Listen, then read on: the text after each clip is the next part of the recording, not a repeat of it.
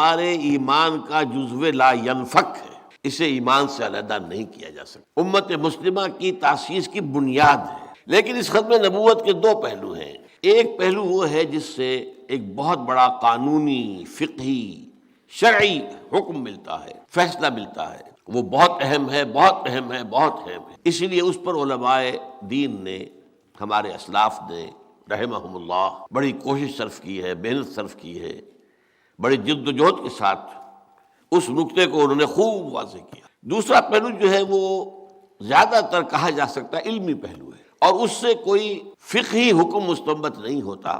البتہ نبی اکرم صلی اللہ علیہ وسلم کا جو مقام اور مرتبہ ہے انبیاء اور رسل میں، اس کی اصل اساس واضح ہوتا، آپ کی فضیلت کی بنیاد کیا ہے یہ معلوم ہوتا ہے۔ تو اس اعتبار سے تو اہم تر بات ہو گئی، لیکن چونکہ یہ ایک علمی بات ہے، اس میں کوئی فقہی پہلو نہیں ہے، لہذا اس پر توجہ کم ہوئی۔ اب آئیے وہ دو پہلو کیا ہیں۔ لفظ ختم کے اندر ہی وہ دو پہلو موجود ہیں۔ اردو میں بھی، عربی میں بھی یہ لفظ دو معنی میں مستعمل ہوتا ہے۔ ایک یہ کہ کوئی شے پہلے تھی اب نہیں ہے، ختم ہو گئی، آٹا ختم ہو گیا، پیسے ختم ہو گئے، ایک چیز تھی اب نہیں ہے، اختتام یا خاتمہ ہو گیا۔ اور دوسرا پہلو یہ ہے کہ کوئی شے تدریجاً ترقی کر کے مکمل کر دی گئی۔ اس کو طالب علم کہتا ہے، اسکول کا لڑکا، میں نے اپنا کام پورا کر لیا، میں نے اپنا کام ختم کر لیا۔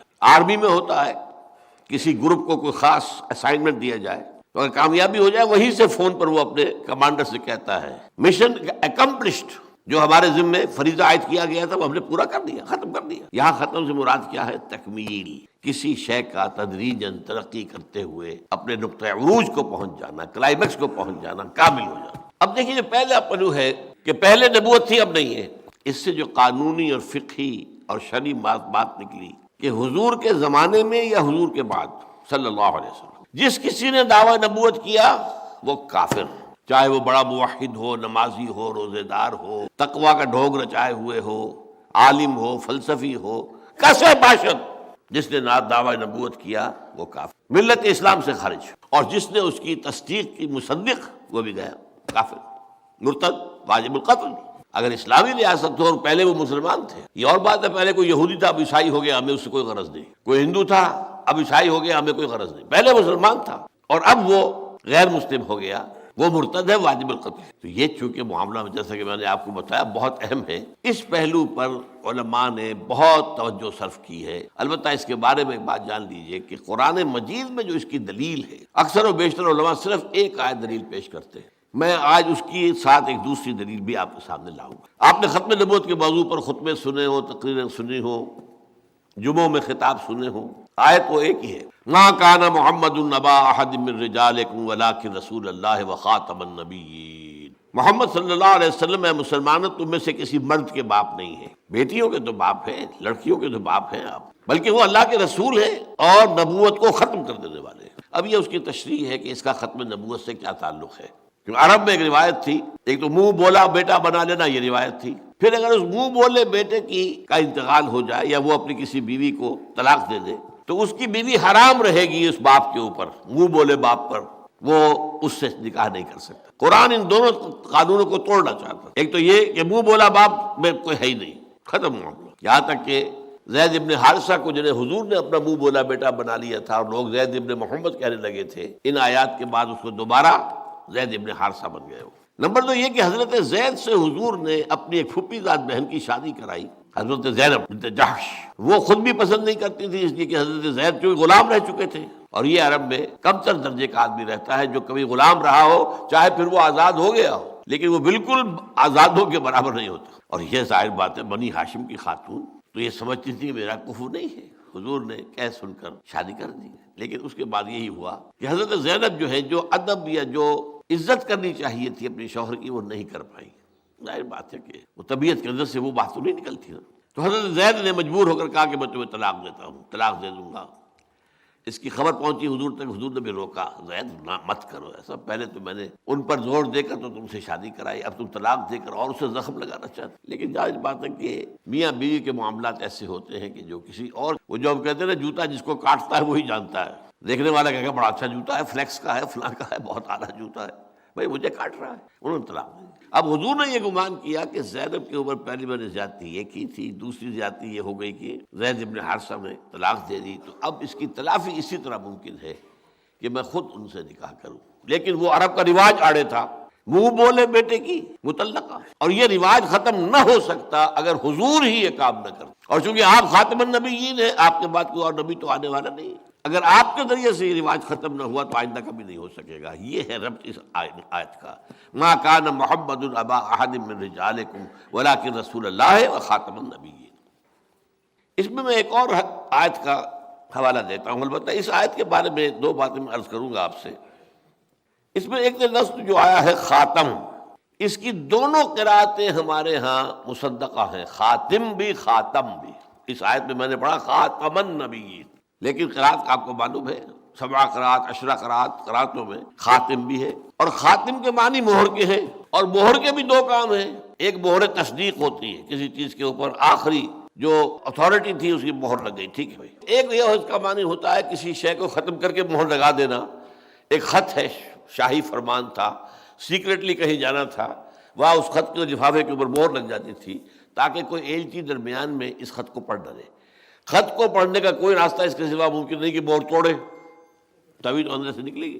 لہذا یہ معاملہ وہ ہے جس کی بنا پر قادیانیوں نے ہمارے ہاں اور ان کے جو مبلغین ہیں، چونکہ ان کی بڑی ٹریننگ ہوتی ہے، بہت سکھا پڑھا کر انہیں میدان میں ڈالا جاتا ہے، ایسے ہی نہیں۔ تو ہمارے ہاں اچھے اچھے لوگوں کو وہ ان بحثوں میں الجھا کر اور اس معاملے کو ان کے لیے قابل قبول بنا دیتے ہیں۔ نبیوں کی مہر ہے، بس جو بھی نبی آئے گا آپ کی مہر سے آئے گا، یہ مطلب ہے اس حوالے سے۔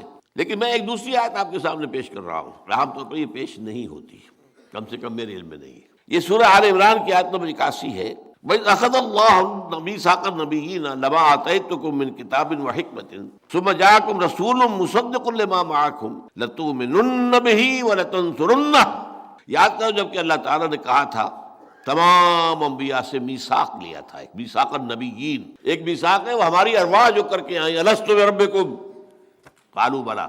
اب ان میں سے جن جن کو نبی بننا تھا ان کی ارواح بھی تو تھی نا، ان سے ایک علیحدہ میثاق لیا گیا، کیونکہ یہ سلسلہ نبوت چلنا ہے، آدم پہلے نبی ہوں گے اور پھر بے شمار نبی آئیں گے، تو یہ عہد لے لیا کہ دیکھو جب تم میں سے کسی کے پاس میری ہدایت آ جائے، دین آ جائے، پھر ان کے تمہارے بعد کوئی اور نبی آئے، کوئی اور رسول آئے، تو تم یہ اپنی قوم کو آگاہ کر کے جانا، اس سے عہد لے کر جانا کہ ان کی مدد کریں گے، اس پر ایمان لائیں گے، اس کا ساتھ دیں گے۔ یہ نہیں کہ بس ایک لکیر کے فقیر ہو گئے، ہم نے تو ایک کو مانا ہوا ہے، اب جب نہیں مانیں گے۔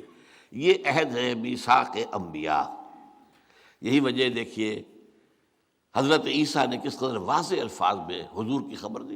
آپ نے فرمایا بالکل اپنے آخری ایام میں اپنے صحابہ سے، جنہیں ہم حواری کہتے ہیں، مجھے ابھی تم سے اور بھی بہت سی باتیں کہنی تھی، لیکن ابھی تم ان کا تحمل نہیں کر سکو گے، لیکن جب میرے بعد وہ فارقلیت آئے گا، پیراکلیٹ، پیریکلائٹوس، کئی معنی انہوں نے بدلے ہیں اس لفظ کو۔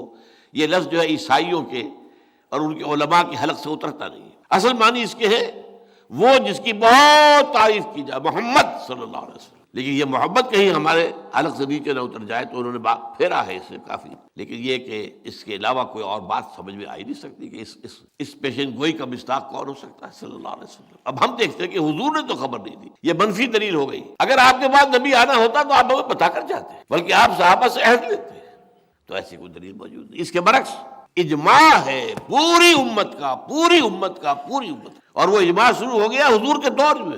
بعض مدعیان نبوت جو ہے جھوٹے، وہ حضور کے دور میں زندگی میں کھڑے ہو گئے تھے، ان کے خلاف جنگ کی گئی، معلوم ہوا کہ ان کو کافر مانا گیا۔ ابو بکر کے عہد میں بہت بڑا فتنہ اٹھا، جنگیں کی گئی، ان کو قتل کیا گیا۔ تو یہ اجماع ہے جو چلا آ رہا ہے۔ تو حضور صلی اللہ علیہ وسلم کے بعد کوئی نبی نہیں۔ البتہ اس موضوع پر احادیث بہت سی ہیں، میں ان میں سے 2 آپ کو سناؤں گا اس وقت۔ ایک ہے ترمذی کی روایت ہے، یہ حضرت ثوبان سے رضی اللہ تعالی عنہ، انہ سیکون فی امتی 30 کذابون دجالون کلہم یزعم انہ نبی وانا خاتم النبیین لا نبی بعدی۔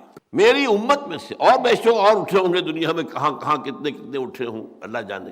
جیسے مورمن ایک فرقہ ہے عیسائیوں کا، اس کا آغاز کرنے والا جو تھا اس نے نبوت کا دعویٰ کیا تھا، تو وہ مورمنز جو ہے عیسائیوں میں وہی کچھ ہیں جو ہمارے ہاں قادیانی ہیں۔ لیکن حضور تو کہنا میری امت میں سے یکون فی امتی 30 کذابون، 30 ایسے جھوٹے اٹھیں گے جن میں سے ہر ایک کا یہ گمان ہوگا کہ وہ نبی ہے اللہ کا، وانا خاتم النبیین لا نبی بعدی، اور میں خاتم۔ اب یہاں خاتم کے ایک معنی معین ہو گئے، یہاں ختم کرنے کے معنی ہے کہ میرے بعد نبوت نہیں ہے۔